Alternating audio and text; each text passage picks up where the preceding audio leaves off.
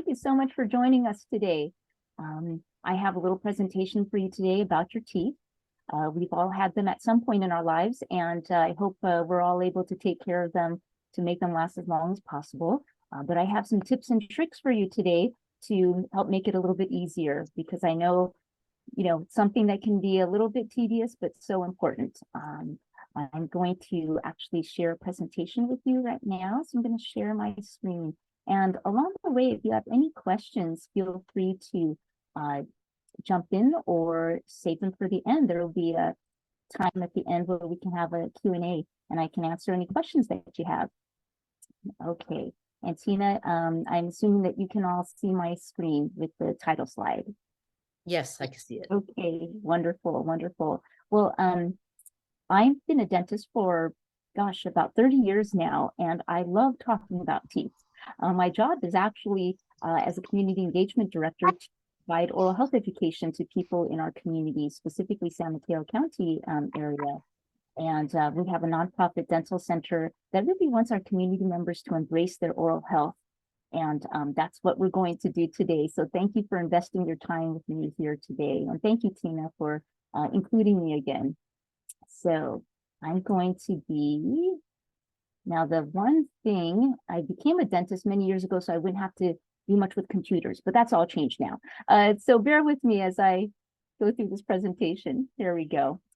Well, I'm going to be focusing on oral health tips for older adults because it's a really important age group that is growing. Around 1 in 12 people worldwide are now 65 years or older. And by the year 2050, it's estimated that almost 1 in 5 people will be over 65 years old. So that will be about 1.6 billion people. That's a lot, and that's a lot of teeth. But did you know that 1 in 4 adults, this really baffled me, that's 25% of people 65 years and older have lost all of their teeth. That means they have no teeth, dentures, if they're lucky enough to have dentures. And we all know how missing teeth can really affect the quality of our lives. Can't eat the things that you like, it can affect the way you speak, and even affect your self-esteem or desire to engage with others, leading to social isolation, which has gotten even worse during the pandemic. So what we're going to do today is what the title says, we're going to bust some myths here. And they're just common things that I hear my patients talk about, or my family members, or things that I used to think until I went into the dental field. So I hope you can learn a little something here. And many of these you probably already know, but it's always good to get kind of a pep talk. Okay, well, dental myth number 1. I have a lot of people that say, well, I have a lot of medical problems right now, and I don't have time or money to take care of my teeth, which I understand. We all have priorities. But when people say, I think my teeth can wait because, I'd rather do this, or I've got to, take that trip somewhere else, and I think that broken tooth can wait. Well, what we know in the dental field and in the medical field is that your oral health impacts your overall health and well-being. I teach at the dental schools in San Francisco, and one of the first things I teach my dental students is that prevention of dental problems is really important, because the health of your mouth can affect the health of the rest of your body. And untreated dental problems can increase your risk of developing new or make existing chronic medical conditions worse, like heart disease, stroke, diabetes, and even respiratory problems. There's a new study out now that shows that people with a lot of plaque in their mouths may have a higher chance of getting pneumonia. So that's a really important thing to know. In fact, with diabetes, 1 in 5 cases of total tooth loss is linked with diabetes, and that is usually due to gum disease. Many of you have probably heard about it, not sure if you have it or not sure if you really have it, because a lot of times it doesn't hurt. Well, with people with diabetes are generally more susceptible to bacterial infection and have a decreased ability to fight off that bacteria that invade the gums. Also, the relationship between gum disease and medical conditions is a two-way street. So if you have a medical condition, it can make your gums worse or your teeth worse. And if you have dental problems, it can make the other medical problems worse. I mentioned about gum disease. This is a picture that shows the different stages of it. And I apologize for some of the graphic pictures. Some of you might enjoy it actually. Some of you just kind of look away if it's too much. But here we have on the upper left corner of your screen a picture of healthy teeth. You see nice light pink gums that fill in the gaps. Well, over time, germs build up in that sticky stuff called plaque. And that's like the home for all the germs that love to live in there. And the germs irritate the gums and make them kind of puffy and red. And that's when you see kind of an inflammation in the gums. Now that part is reversible. If you brush them away, it can actually go back to being firm and pink. But over time, it builds up. And eventually, this yellow stuff right here in this diagram on the upper right is your bone. It represents the jawbone that actually holds your teeth in your mouth. And if the bone starts to shrink, it's irreversible. It doesn't grow back. And that happens when there's too many germs. Your mouth can't fight it off enough. And so the bone starts to shrink. And eventually, the bone shrinks so much that now, look at the foundation here. Most of the bone is gone and your teeth don't have anything holding on to it. And that's when you get loose teeth. So for anybody out there who might have a loose tooth thinking that that's just a normal course of action, it actually can be prevented from an earlier time. Or if you don't have loose teeth yet, there's still a good chance that they won't become loose. It's not inevitable. Okay.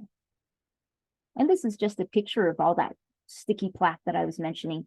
It grows every day after we eat. Even if we don't eat, it still grows in our mouth. So it has to be physically removed. If it stays in there too long, it can actually turn hard into what we know as tartar or calculus. Now, even if people don't have plaque, there are certain minerals in the mouth that can still cause tartar to grow. So don't feel bad. Sometimes that part just happens by itself, but it doesn't mean that you just leave it there. You can't really brush it because it's too hard, but that's when you see your dentist or dental hygienist. And then we use our instruments, our tools to help scrape it off. And so for those of you who get it more often, that's when you have to see your dentist maybe more times a year. Or if you have gum disease, that's when you have to see your dentist more often because here's that gap. That's where the bone has shrunk. On the outside, the gums can look normal, but then underneath, that's where the bone has shrunk.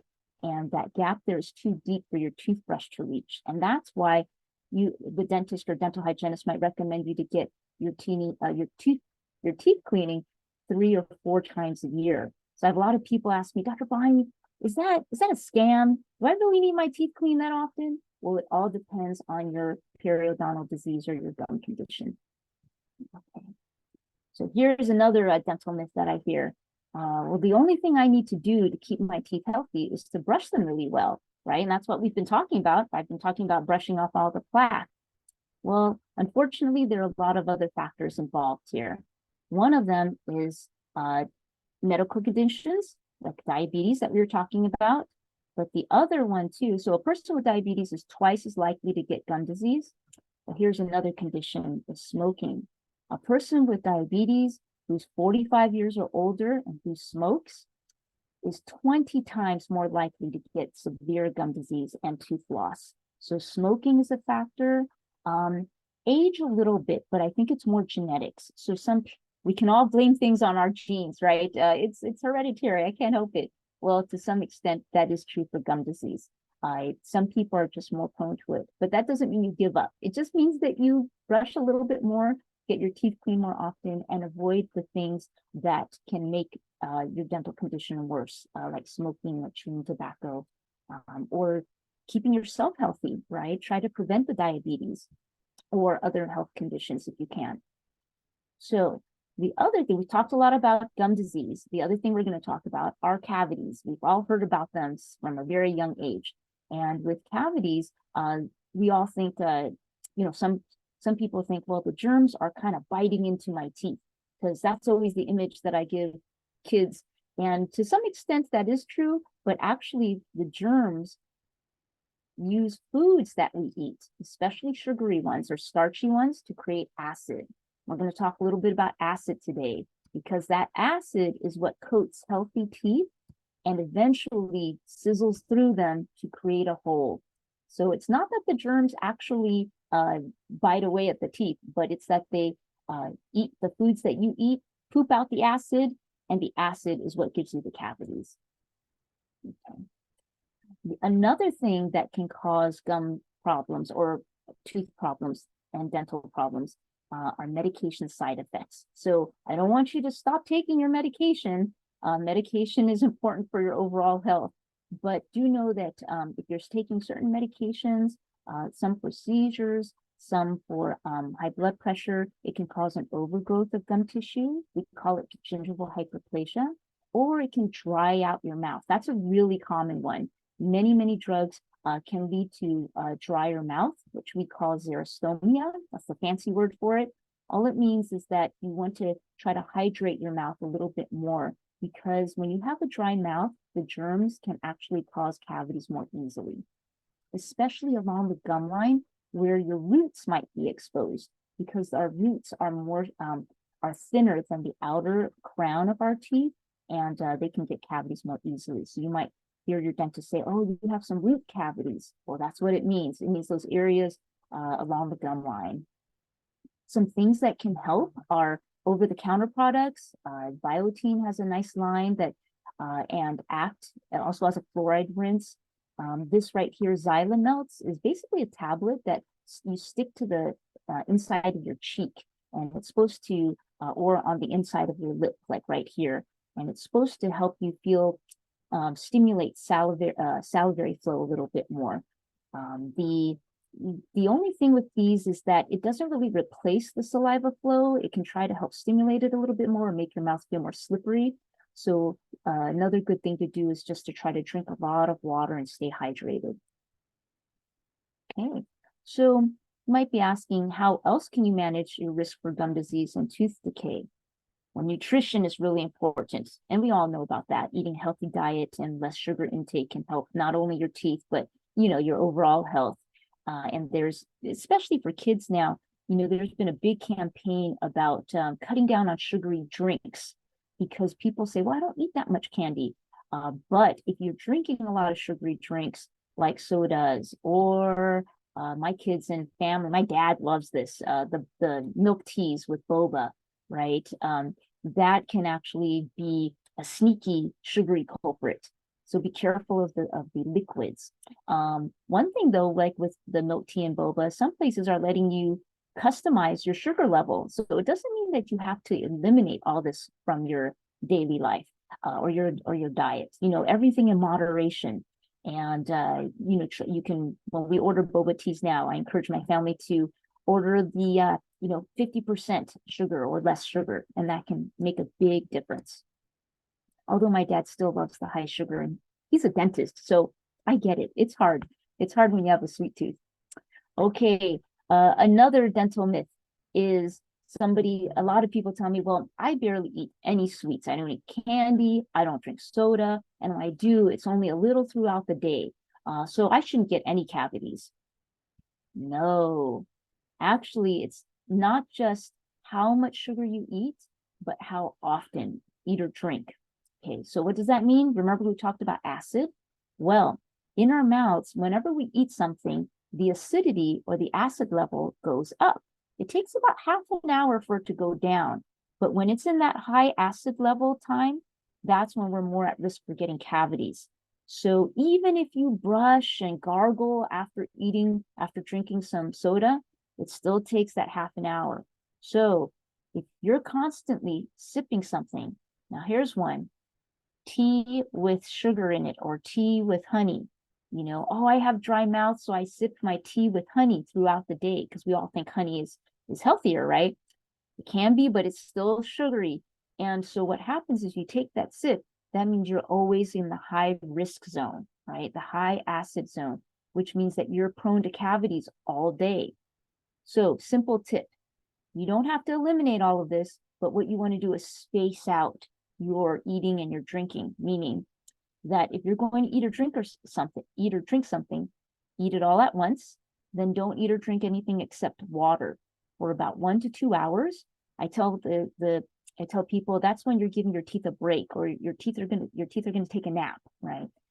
And then you can eat something again, because in that 1 to 2 hours, the acid will go down and your saliva will be able to rebuild and buffer, remineralize your teeth. Water is also good for you, because that has a little bit of fluoride in it that can strengthen your teeth. So tap water is really good. Bottled water is still good, but it doesn't have the fluoride in it that can strengthen your teeth. So that's important to know. Okay. All right, that's a free tip and you don't have to take away anything, right? Okay, play a little game, this or that. This is probably pretty obvious. You have the donut in one hand and broccoli in the other. No, I shouldn't make a face when I say broccoli. Broccoli's good. I like broccoli. But all these things here, yeah, we know we want to eat our vegetables and our fruits and try to minimize the sugar. Well, here's another tip. If you eat dessert right after a meal, dental wise at least, right? We have to eat breakfast, lunch, and dinner. If we're eating those meals and you add a donut or a little piece of cake or a piece of candy on top of that, the acid level won't go much higher because it's already at its max. So you can kind of sneak in that dessert and then again, wait 1 or 2 hours before eating anything and your teeth will be healthier that way without having to give up dessert. Okay. But if you eat a snack throughout in between those meals, then you're eating your necessary meals plus reintroducing that acid with an unnecessary snack in between. Now, I know some people are advised to eat snacks or to eat a little bit, eat smaller meals throughout the day because of their digestion or other health issues, and that's okay. You just want to you just want to be mindful of what I've mentioned so that you're not eating those 5 meals, mini meals, and sticking in a candy in between. Okay. The other thing too is that, and this should actually, I should add to this mythbuster, is that fruit and healthy foods can't cause cavities. That's actually a myth.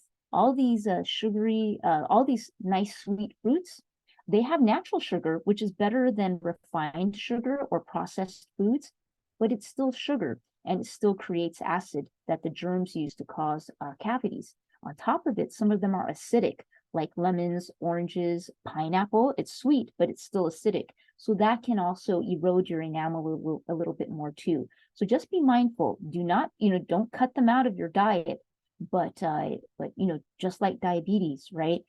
Those are healthy foods, but fruits add to your sugar. Okay, same with the teeth. Okay, this one's a little trickier.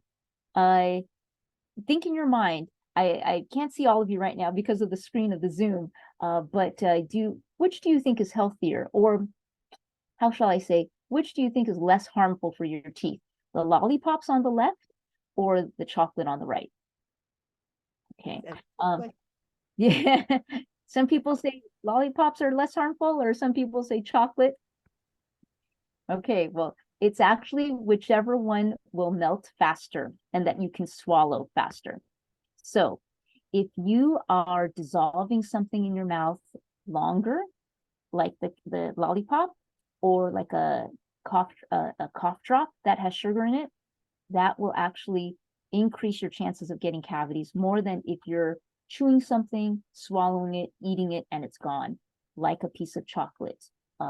Now, here's a trick question. If you have a gummy bear, you're chewing that and you're swallowing it, but is it leaving stuff on your teeth after you eat it? That's the other thing to be careful of. So like chewy fruit, chewy candy, gummy bears, dried fruit. Here's that fruit again, right? Healthier than candy, but sticky. So it sticks on your teeth. And it also often has extra sugar added to it. So you have to be careful of those sneaky foods that look like they're healthy, but can still be harmful for your teeth if you're not careful. Okay. How many people got that right with the chocolate? Okay. Great. So another dental myth is, even if I have bad teeth, okay, Dr. Bonnie, I know all this, I know that, but, and I have some bad teeth, but so what? It doesn't hurt anybody else. What I like to say, what happens in my mouth stays in my mouth. Not quite, because if you have family members that you share eating utensils with, especially children, you can actually spread the germs from your mouth into their mouths. And believe it or not, babies are not born with germs that cause cavities. They get it because we give it to them, whether by sharing the chopsticks, we taste it on the spoon and then to make sure it's not too hot and then we put it in their mouths, or, we have the family cup that just goes around the table and we just share the cup. So I don't want to scare anybody or make you feel bad if you're doing that right now. Just be mindful, and like with anything, if you know the facts, then it'll help you make some informed decisions that can help everybody's health. So for many of you who are parents or grandparents out there, this is something that can help you. All right. Okay, so now we're going to have a lot of myths here. A lot of people say, well, I brush my teeth when I wake up and I'm good for the rest of the day. All right. Oh, I'm sorry. Did somebody have a question? No, we're good. Okay. Well, we want to brush our teeth at least twice a day. The reason being, sure, I, for one, like brushing in the morning because it makes me feel fresh. But actually, the more important time of day to brush your teeth is at nighttime before you go to sleep. Why? Because when we go to sleep, our mouth dries out. And remember what we talked about, xerostomia and dry, you get cavities more easily. So you actually want to brush off everything that you've eaten during the day, but also any of the bacteria from your mouth before you go to sleep. And here's another thing that a lot of people don't know about, is that people used to think, well, as long as I brush after I eat, I'm good. But now we're saying, wait 30 minutes after you eat before brushing. This one's a little bit newer. And it's again because of that acid. Well, after we eat, remember it takes 30 minutes for that acid to go down. During that time, the acid is microscopically eating away or eroding away at your enamel. Microscopically, just very tiny. And so theory says, and studies have shown, that if you brush your teeth, especially if you brush it hard right after eating, you could be brushing it while the teeth are softer, and you want to wait till they harden up before brushing again. Now, I don't want you to get too caught up with this, because you know what? I'm just happy if you brush. Really, if you want to brush 10 minutes after eating, please, that's better than not brushing at all. But this is sort of like an extra credit bonus tip. All right, dental myth number 6. Big toothbrushes clean my mouth better. I love those huge, big toothbrushes. Well, size matters, and smaller toothbrushes are better because they can reach the back teeth more easily, right? Our mouths might be big, but our teeth take up most of the space in our mouths, and it's really hard to angle the toothbrush around your very back teeth. That's why they often get neglected or not brushed, because the toothbrush is hitting your cheekbone before it gets around that last tooth. So smaller toothbrush is better. Another tip is, when you're brushing your upper teeth, when you're brushing your bottom teeth, you can open wide, but when you're brushing your upper teeth like that, what's happening is that your jaw joint and your jaw bones are blocking your teeth because you're opening them wide, your jaw joint there. So when you're brushing your upper teeth next time, try to keep your mouth semi-closed, and you'll notice that your toothbrush can actually reach further back. So try that if you're not already doing that. Okay, dental myth number 7. Firm or hard toothbrushes clean better because they're faster and my teeth feel smoother after. I hear this a lot from patients. Well, this is sort of a hybrid one. It's a combo answer. Yes, your teeth, I can see how your teeth can feel smoother after you use a hard toothbrush, but what can happen is that it can actually wear away your gums, and it may not in between your teeth as well as a soft toothbrush. And the way to find out if your toothbrush is soft is that it will usually say soft at the top of the package, or there's a little S here. Some people might think it stands for small, but usually it stands for soft, right there. And it can actually, soft toothbrushes can conform to your gum line more easily. Yeah, so you want to tilt your toothbrush at a 45-degree angle and have the bristles kind of spread along the gums, because that's where the plaque hides more easily. And that's actually where you can get those root cavities more easily. Remember, we talked about that. So if you have gum recession and you have the roots showing through, this can help remove the plaque, but you have to be careful because you don't want to brush too hard. That leads us into the next one.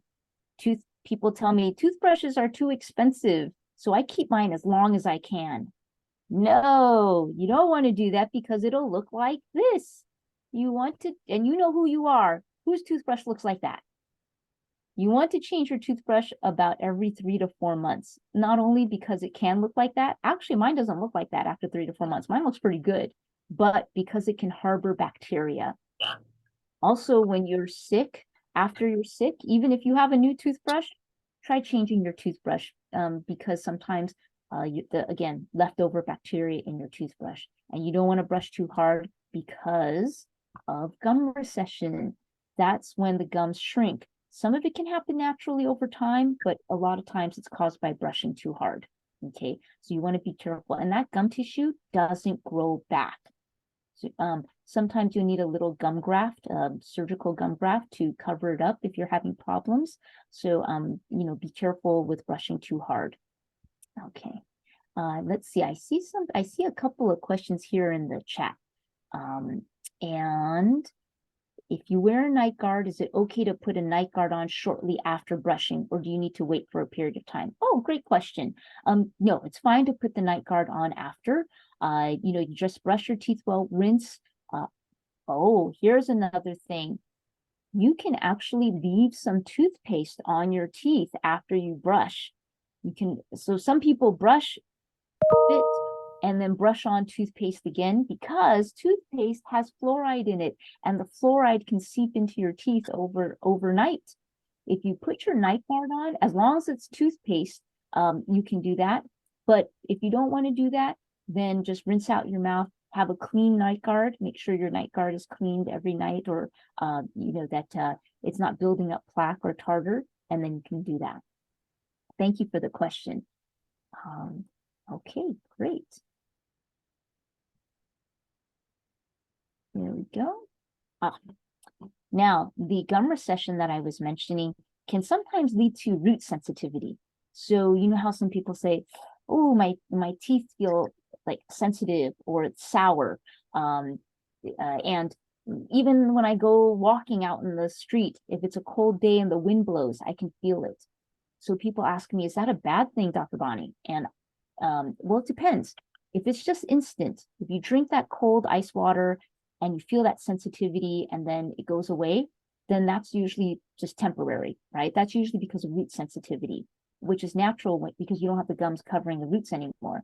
But if it lingers for a few seconds, then or a few minutes and it doesn't go and it happens frequently, you might want to get that checked out from your dentist in case it might be something inside the root. Okay, so lingering means that there could be something happening inside the tooth. Instant a sensitive that goes away, should be okay. You could try first to use a set toothpaste for sensitive teeth. That can help.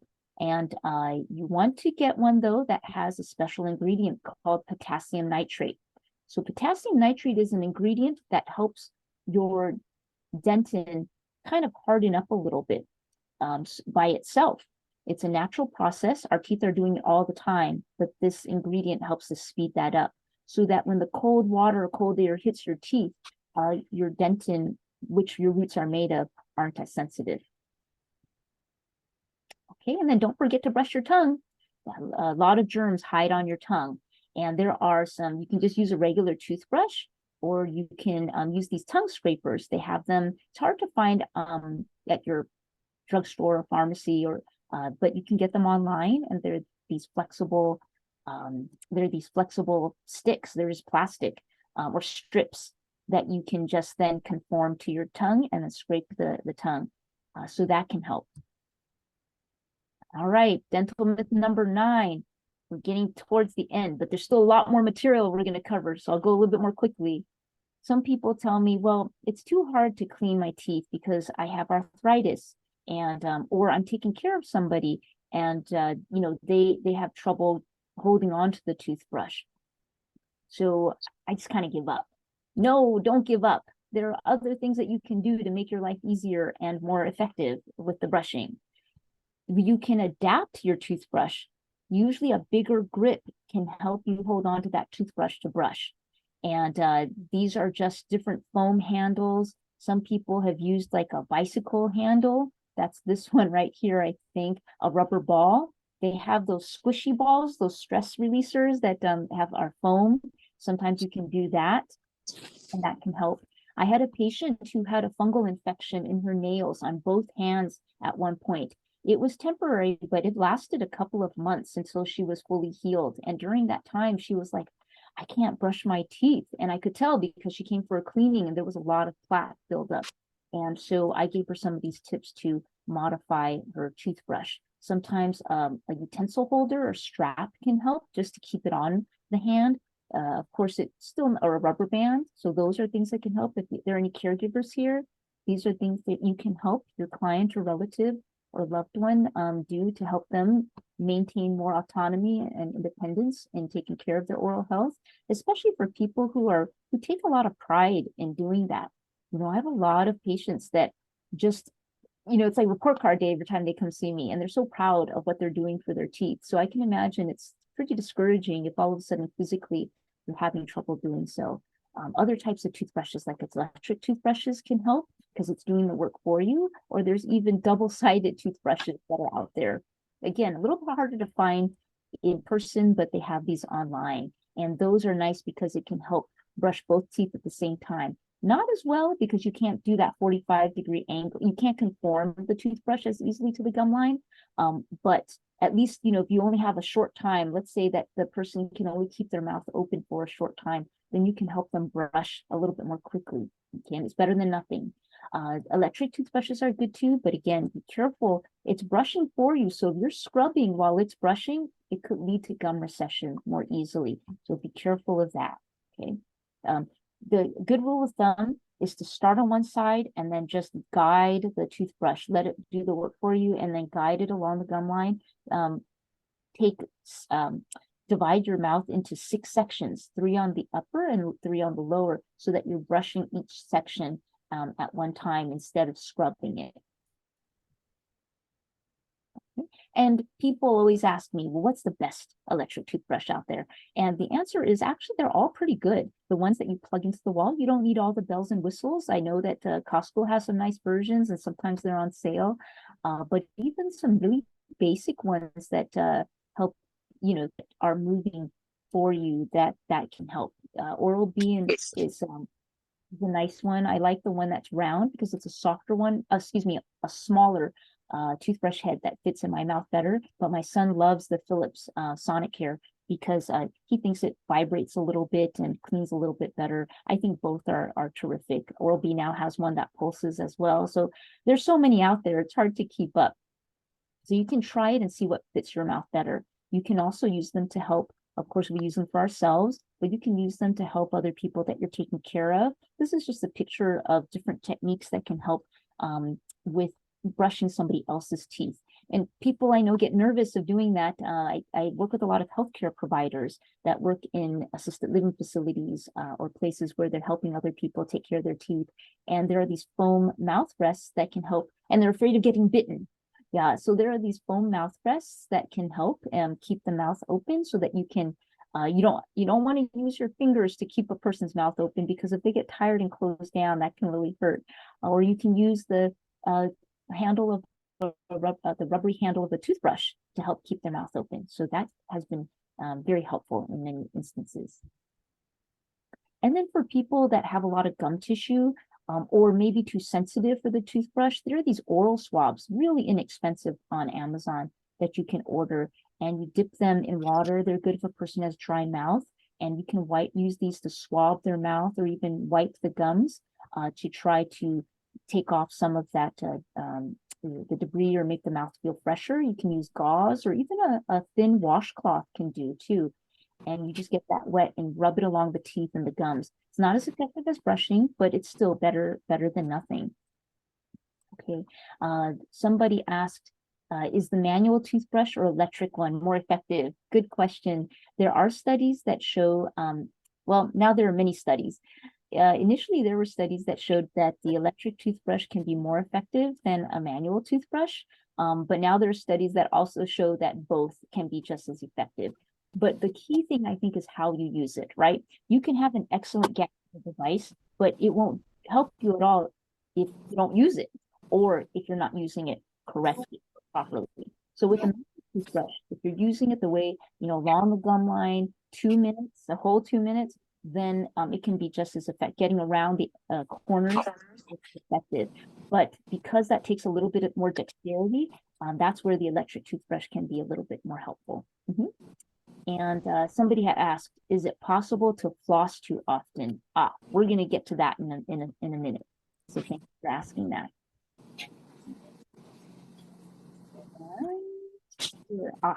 If brushing gets too messy, you can help somebody do it in while you're giving them a shower in the bathtub.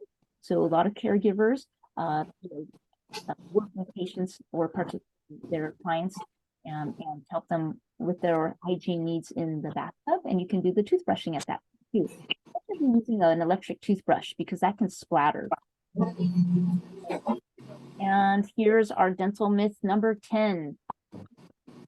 Patients tell me, I brush my teeth like 5 times a day, so that should be enough, right? Well, it definitely can help as long as you're not brushing too hard and you're using a soft toothbrush, but don't forget to floss. Unfortunately, brushing, no matter how well you brush, does not take the place of flossing. And that's because the floss can get the only thing thin enough to get in between the teeth and the gums. So there's a little space here that is a gap. We call it a sulcus, and that's where the bacteria hides. And that's the only place where the toothbrush can't reach all the way down there. So the only thing that can help you is the floss. You want to seesaw the floss. Well, let's start from the beginning.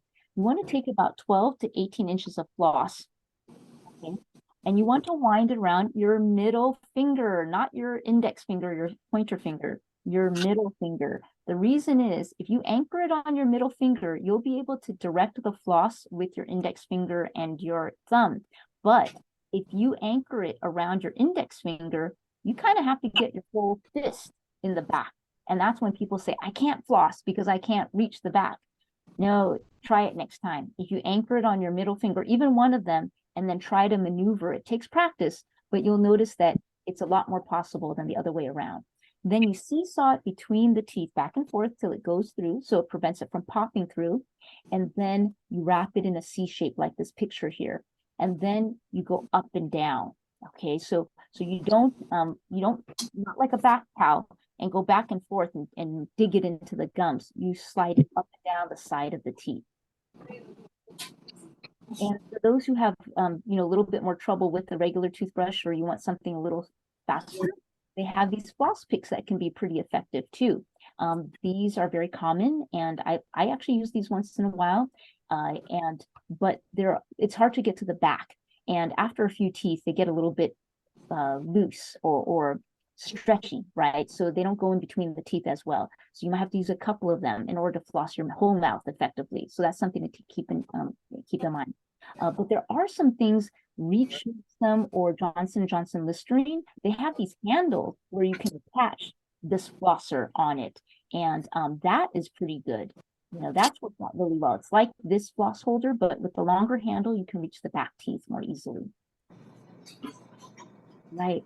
And then for people who have bigger gaps in between their teeth, they have these interdental brushes called proxy brushes or interproximal brushes or soft picks, lots of different versions. And they're soft. They can go in between the teeth. If you have a wider gap, you can use different sizes. So the key thing though is to make sure that you find one or use one that slides easily in between the teeth. Don't use one that is too big. You create gaps that way. So it has to glide in between really well. And the thing about flossing and using these brushes is that I don't think that you can floss your teeth too much. You can't really do too much harm if you're flossing it gently, okay? But if you use these interproximal brushes, you can create a bigger gap if you're digging it in too hard. If it's too tight and you're forcing it in, then that's not so good. So I hope that answers your question about the flossing.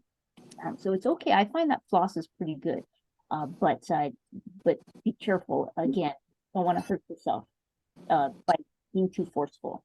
Now the water pick, that can be helpful. And because it can actually blast away loose food, some plaque, and it feels good, right? And you don't need as much manual dexterity. So a lot of people like these water picks or water flossers, but you want to use them on a low level to start out with, just like with anything, and then see how it works after as you build up. And then use it only if the person that you're taking care of, or if you can spit out on your own.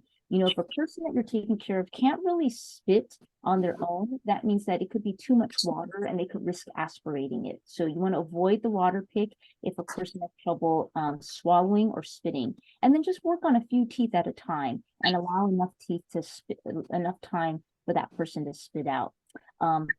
Here's the $1,000,000 question. Can I use this instead of flossing? Well, you can, but it won't help. It won't be as effective as flossing with regular floss. So again, better than nothing, but it's the regular flossing is still more effective. And just a few more things here. Somebody said, does it really work as well as the animation? I'm skeptical.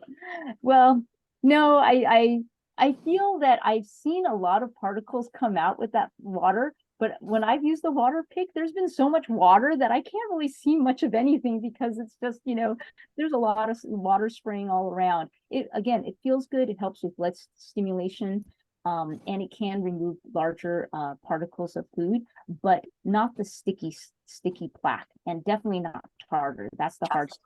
Okay, so yeah, the animation is neat, but it's not 100% accurate.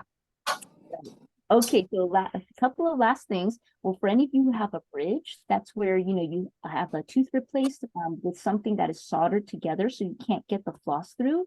There are some adjunctive aids or flossers that can help with that. One is super floss, and it's like floss, but it has a stiff end at one end, so you can thread it through, and then a fuzzier part that can get off more plaque more easily, so that you can actually thread it underneath, or these floss threaders. And the floss threaders, you have to loop. You need a little bit more dexterity to loop the floss through the floss through the loop, and then guide it underneath to pull the floss underneath to get underneath. But some patients love it because at least it helps you get to a part that you can't get into. And then for those of you who have dentures, or you're taking care of somebody who has dentures, please do keep them clean. Here's a big fact. Please don't wear your dentures all night. Your gums and your tissues need a chance to breathe. Okay, and you could get a lot more inflammation if you or your loved one keeps the denture on 24 hours a day.